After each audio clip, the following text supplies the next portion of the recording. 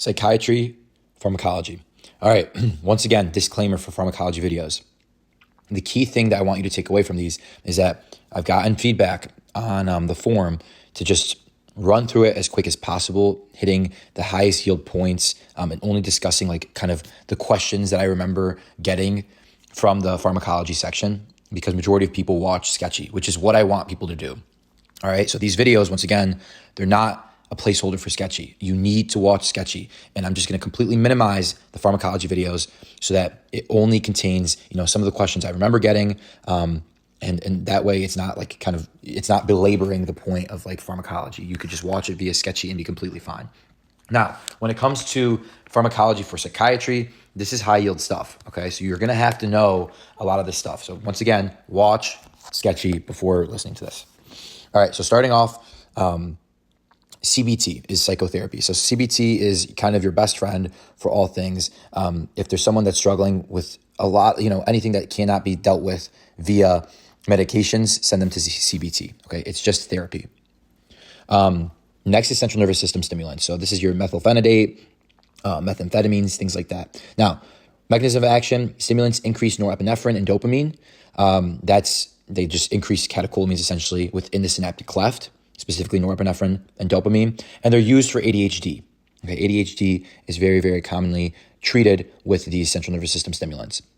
Another key thing is that you could also use psychostimulants like modafinil to treat narcolepsy, right? Because that's going to help the patient stay awake longer during the day, and so they don't have those recurrent episodes of sleeping or narcoleptic episodes throughout the day, because modafinil should help them stay awake.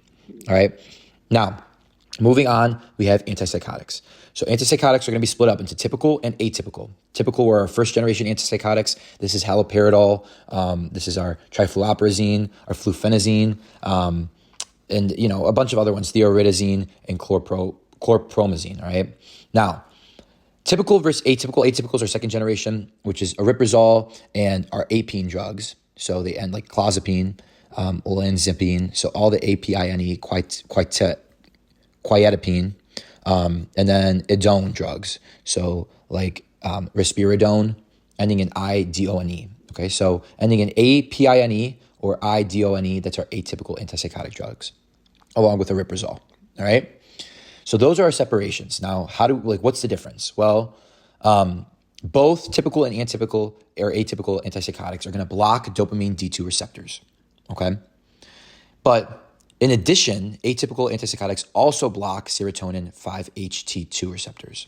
Okay, so that's kind of the main difference. Typical is going to be only blocking dopamine D2 receptors, whereas atypical has both dopamine blockage and blockage of serotonin 5-HT2 receptors. All right, so that's kind of key to figuring out the mechanism of action behind these. All right, now for all antipsychotics, this is how they work. They block the D2 receptors in the mesolimbic dopamine pathway, okay? And that's how they treat the psychosis, okay? It's blocking the mesolimbic dopamine pathway. But as a side effect, it also blocks the tuberoinfundibular pathway. And what did we talk about these pathways? Well, the tuberoinfundibular pathway is how we produce prolactin, right? That's where our dopamine gets sent in order to inhibit prolactin production. Well, if we inhibit dopamine via that pathway, then prolactin can go crazy. And that's where you will see one of the main side effects of antipsychotics being galactorrhea and amenorrhea. So no one ever explained that process to me, and it makes just logical sense. So that's why in a lot of antipsychotics, you're going to see hyperprolactinemia, and it's due to dopamine antagonist, D2 antagonist effects, specifically at the tuberoinfundibular pathway. All right? Makes logical sense. Now, let's get back to the clinical usage. Well, for antipsychotics, most of the time, you're going to give them to schizophrenics. Okay, so patients that have schizophrenia, we usually are going to give them our typical antipsychotics, which is the first generation, that can help treat positive symptoms. Now, if patients have both positive and negative symptoms, you're going to give them atypical antipsychotics, because atypical can do both, whereas typical can only do one. All right, very key. Now, what happens if you have refractory schizophrenia that is resistant to psychotic drugs? Okay, so if you ever have any type of psychotic disorders that are resistant to many drugs, treatment resistant, you can give them clozapine. Okay, clozapine is very, very, very dangerous drug. So they don't like to give it to many people, but clozapine is the number one treatment for treatment-resistant psychotic disorders, okay, or patients with persistent suicidality. All right, so we rarely ever give clozapine. Clozapine will probably not be your answer. The only time that they'll talk about clozapine is its side effects, because that's how bad they are. So you don't put clozapine for giving it to patients unless it's for treatment-resistant psychotic disorders, okay? So let's talk about the adverse effects. There's a lot of adverse effects associated with antipsychotic medications. So first, atypical antipsychotics can increase your risk for metabolic disorders, specifically the apine drugs, ending in APINE. They're going to ask you which drugs increase the risk most for metabolic disorders. And they could give you other atypical antipsychotics, but the ones that you need to know are the ones that end in APINE, apine. All right. And what's metabolic disorders? One example is obesity. Okay. And that's the most common example. All right. Weight gain. And you could also see hyperglycemia or dyslipidemia. All right. So clozapine or olanzapine, once again, increase your risk the most, the apine drugs. Moving forward, we already discussed the fact that a lot of these antipsychotics can cause prolactinemia, hyperprolactinemia, due to the fact that you're inhibiting dopamine, and dopamine normally inhibits our prolactin release. So if you inhibit the inhibitor, you're going to have release of large amounts of prolactin. Okay, so that can lead to galactorrhea and gyno, and then also amenorrhea. All right, now clozapine specifically. Remember, we discussed that clozapine is very dangerous. We rarely ever use it, only in treatment-resistant psychotic disorders. Well, the reason behind it is because of how many adverse effects there are. The first one is agranulocytosis. So you have to monitor the white blood cells closely, all right? Because agranulocytosis can lead to neutropenia, and that's very scary, all right? Clozapine can also cause seizures, all right, which is very high yield for you to know, all right? Those are kind of the two main things. Now, all antipsychotics also come with a risk of antihistamine effects, anti-alpha adrenergic effects, and antimuscarinic effects, okay? So just keep that in the back of your mind when prescribing antipsychotics, all right? Now, atypical is less likely to have the antihistaminic, anti-alpha-1 adrenergic, and antimuscarinic, but it still is likely, okay? And then lastly is our extrapyramidal symptoms, okay? And this is very, very, very important, okay? And they want you to know kind of the timetable in which extrapyramidal symptoms occur. So the first symptom to occur within hours to days after taking antipsychotic medication could be acute dystonia. Acute dystonia is, once again, muscle spasm, severe muscle spasm or stiffness. And what they'll say is that their head is like stuck, turned to the left because the sternocleidomastoid is just stuck, okay? And that's within hours to days. That is very, very scary, okay? You're going to have to stop the medication, but that's acute dystonia, all right? And a lot of these extrapyramidal symptoms can be treated with benztropine or diphenhydramine, okay? Next is days to months. You could have akathisia or Parkinsonism, okay? Those symptoms, akathisia is restlessness, and Parkinsonism, is going to be like the inability to move very well, bradykinesia, all right? And then the last thing is months to years, and this is tardive dyskinesia. This is very, very scary. You're going to want to stop the medication and change it to another medication. And tardive dyskinesia is usually going to present with like abnormal involuntary movements of the mouth. Okay, it's like lip smacking or chorea. Okay, so lip smacking is very key because it usually involves abnormal movements of the orofacial area. Okay, so overall extrapyramidal symptoms, you can treat them with benztropine and diphenhydramine a lot of the time. If you get to tardive dyskinesia, you should probably change the medication. But once again, remember the timetable. If the patient just started them, then it's probably acute dystonia. If it's only been a couple months, then it's probably akathisia or Parkinsonism. And if it's been months to years, like 10 years after taking it, and they present with this random movement of their lips and their mouth, this is tardive dyskinesia. Okay? And the way that they remember this is via the mnemonic ADAPT, which is very helpful. AD is acute dystonia, which occurs first. Then next, akathisia and Parkinsonism is going to be the second thing that you'll see on a timetable. And last is T for tardive dyskinesia. So that's ADAPT. All right. So overall, this is kind of our antipsychotics. Once again, I did not go into full depth on each one of these things. You're going to have to know them better via Sketchy. Okay, moving forward to lithium. Lithium is the mechanism of action, it affects neurotransmission and second messenger symptoms. Something that we really don't care too much about is lithium's mechanism of action when it comes to testing purposes. What we care though is clinical usage. It's used in bipolar disorder. Okay, very important. Now, side effects. You're going to see hypothyroidism, potentially Epstein's anomaly when given to a female who's pregnant. So you're going to see Epstein's anomaly in the patient's child. It causes nephrogenic diabetes insipidus, and it could cause tremors. Okay, so those are the key ones I want you to take away. It can also lead to not hypothyroidism. It could also lead or be exacerbated by thiazide diuretics, NSAIDs, and ACE inhibitors. Because remember, we discussed it. It's renally cleared. So if you give a patient that's taking lithium, thiazides, NSAIDs, and ACE inhibitors, you're going to see an increased risk in lithium in their blood, which can cause lithium toxicity, which once again presents with hypothyroidism, nephrogenic diabetes insipidus, those are the two key ones, and then tremor with potential Epstein's anomaly in a pregnant patient. Okay? Now, you must monitor serum TSH levels and renal function regularly in a patient that's taking lithium. All right, that's your end all be all. I love lithium because it's very straightforward and easy. Keep in mind those thiazide, NSAIDs, ACE inhibitors, those renally affecting drugs, keep in mind when taking lithium. Next is buspirone. Okay, buspirone is a partial 5-HT1A receptor agonist. Okay, what they want you to know is it's clinically used for generalized anxiety disorder, but it does not cause sedation, addiction, or tolerance. So that's why it's very helpful. Okay. So it has a lot less side effects compared to like our barbs and our benzos, okay? It does not interact with alcohol.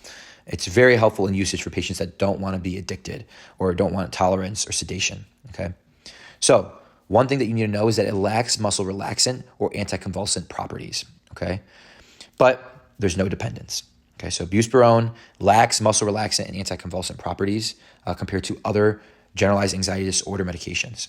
All right, but there's no dependence, no tolerance, no addiction, okay, and no sedation that's seen. All right, that's buspirone. Next is our SSRIs and SNRIs. SSRIs and SNRIs are key to prescription and prescribing medications in psychiatry, okay? If you ever are in a pickle, once again, pick SSRI or SNRI or CBT therapy. Those are your most common answers. SSRIs are your most common answers for a lot of things. So if you ever are struggling, pick SSRI as an educated guess. Okay. Now, it's not going to be obviously all the answers, but I just want to let you know that. So SSRIs are fluoxetine is the most common. All right. Then there's paroxetine, and then you have sertraline, and you have escitalopram and citalopram. Okay, those are your SSRIs. Sadly, you're going to have to know those meds, but honestly, they're not too hard to memorize. Once again, watch Sketchy. And this inhibits 5-HT reuptake. So it inhibits the serotonin reuptake. And so it leaves serotonin in the synapse for longer periods. All right, clinical usage. So SSRIs can be used for bulimia, specifically fluoxetine. All right, so binge eating disorder, bulimia, eating disorders.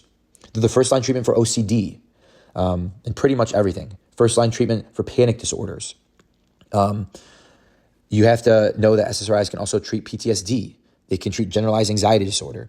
They can treat depression, right? So all of this stuff, it's your number one treatment for a lot of things. So remember, SSRIs are useful for eating disorders, for OCD, for panic disorders, for PTSD, for generalized anxiety disorders, for depression, obviously, okay?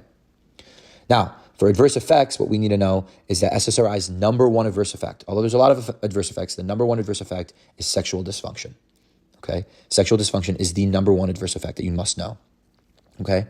Now, another thing that they want you to know is that if you give a patient that presents with depression, SSRIs, and you didn't ask about previous events of manic episodes, then you can precipitate a mania, okay? You could precipitate mania or a manic episode by giving them SSRI. So if you give a bipolar patient an SSRI because you thought they just have depression and you didn't think about checking if they had a manic episode previously, then you're going to induce a manic episode. Okay, so keep that in the back of your mind. Lastly, for SSRIs, they normally take 1 to 2 months to kick in and show actual effects. So if a patient comes to you and they're like, Doc, I started my SSRI 2 weeks ago and I don't feel any different. I want to change my medication. Your number one thing to say is, well, it takes around 1 to 2 months. You have to let them know it takes 4 to 8 weeks to kind of fully feel the effects. All right. So remember, if you're ever in a struggle, think SSRIs as potentially your number one first line treatment for a lot of psychiatric pathologies. Next is SNRIs. And also last thing I want you to know for SSRIs, the adverse effects also include weight gain, and you can also see serotonin syndrome as the scariest effect, right? We already discussed serotonin syndrome. Any drug that increases serotonin is going to potentially cause serotonin syndrome as an adverse effect, okay? Now, moving on to SNRIs, this is venlafaxine, duloxetine. Those are the two main ones, all right? And what you have to know is that they inhibit 5-HT and norepinephrine reuptake, so it's both. This is clinically used for relatively the same stuff, but I will say that SNRIs can also be used for neuropathic pain, because if you increase norepinephrine, you lead to a decrease in perception of pain. Okay, so that's how SNRIs are used in neuropathic pain. So you could use it in like diabetic neuropathy. And so that's key to SNRIs, which you will not be seeing in SSRI usage. Okay. So venlafaxine can be indicated for social anxiety disorder, panic disorder, PTSD, and OCD. And duloxetine is also indicated for fibromyalgia.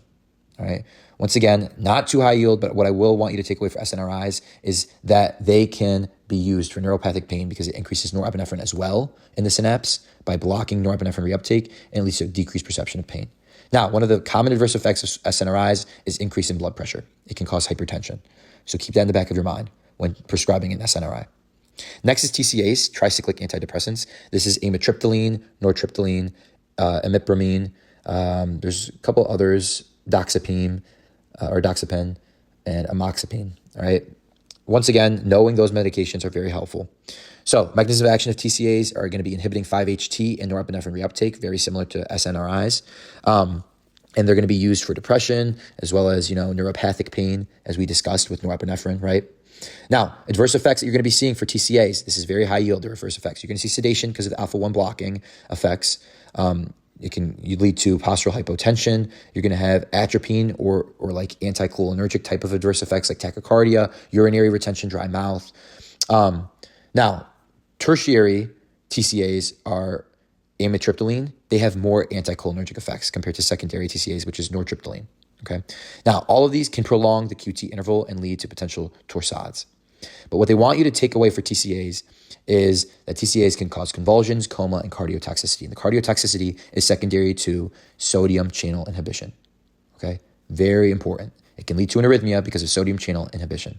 And that's why we're afraid for TCAs. So TCAs, they have a strong anticholinergic symptoms, and they can cause convulsions, coma, cardiotoxicity because of the sodium channel inhibition, which leads to arrhythmia. You're going to treat them with sodium bicarb to prevent these arrhythmias. All right, that's your TCAs. Next is the MOAs, the monoamine oxidase inhibitors, the MAO inhibitors. This is going to be tranylcypromine, phenelzine, and isocorbazide, and selegiline is specifically MAO-B inhibitor. Okay, sorry about pronunciation. I am so bad at pronouncing these psychiatric medications and everything in neuro and psych. It's just like a whole nother language.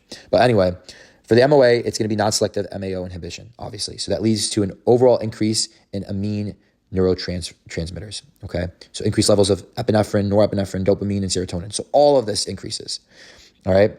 And so what happens specifically is that they're going to block the breakdown of these monoamines. So they're going to block the breakdown of epinephrine, norepinephrine, dopa, and serotonin, okay? Selegiline is specific to MAO-B inhibitor. Just keep that in the back of your mind. The clinical usage is for atypical depression. So you're going to want to be using these for patients that have mood reactivity.